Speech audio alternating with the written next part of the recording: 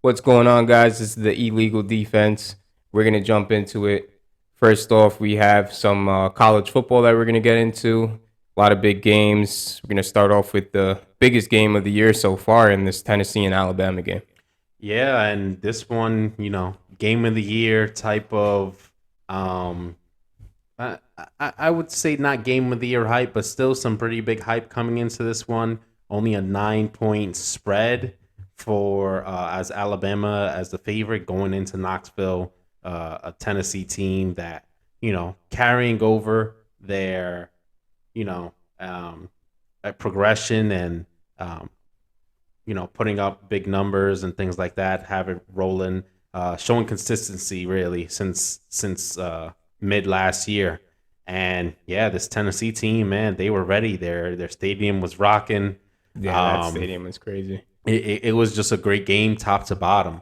They Alabama comes in there, undefeated. Tennessee's undefeated going into this, and it lived up to the hype. A number three versus number six matchup. High scoring game. Uh, both teams putting up points. We saw some defense at times. We saw some teams, be effective running the ball, throwing the Throwing ball. the ball We for saw we sure. saw a little bit of everything in a tight game that turns out to be a walk off field goal at the end for Tennessee, Yeah. 52-49. And What a clutch drive by Hendon. You yeah, know, that was there is a lot of moments in that game where you just seen like all the intangibles of an NFL prospect as far as like what you would want from your quarterback. And I think Hendon Hooker showed that. Obviously Bryce Young, he picked up right where he left off as. It didn't really look like he lost much of his step, which it was good that they had him. But again, I think he got outplayed, and then on top of it, it's like that environment to play in that, and to play in that in a game that you're coming back from an injury, it's kind of like very shocking. So yeah, definitely. The whole home field advantage certainly showed up for Tennessee. And their team, look, that was a huge rivalry for many years that just really kind of went by the wayside because Alabama was just dominating teams and dominating Tennessee for years, where Tennessee kind of fell off and was in the dark ages, so to speak. And yeah, they get a huge win after years. Seeing the people talking and stats all over the place. Last time Tennessee beat Bama was before the iPhone came out. that's crazy. So yeah, just a crazy game. Great outcome for Tennessee. They celebrated hard. We saw The whole goalpost was literally outside. That was crazy. The entire goalpost was. yeah, they stormed the field, ripped the whole goalpost out. Goalpost ends up in the river. I mean, look, what a time to be in Knoxville.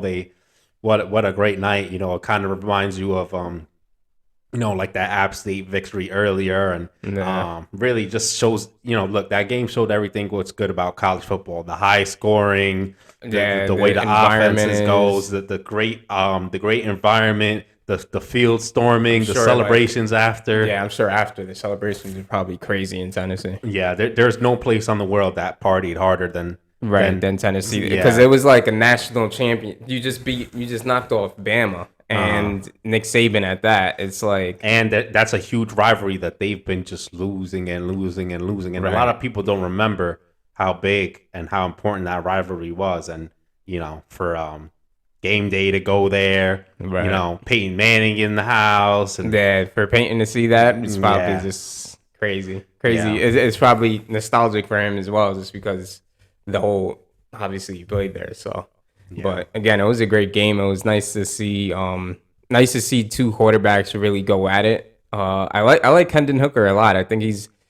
good, and I can see him being.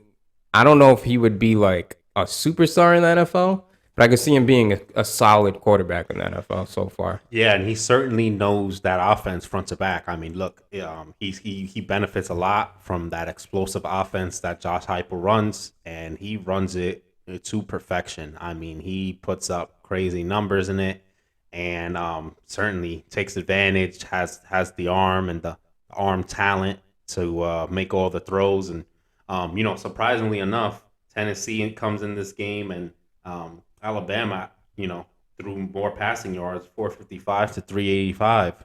Um, so and Alabama, we talked about this when they played Arkansas. Arkansas was a huge rushing team. Alabama had one of the best rushing defenses. Right.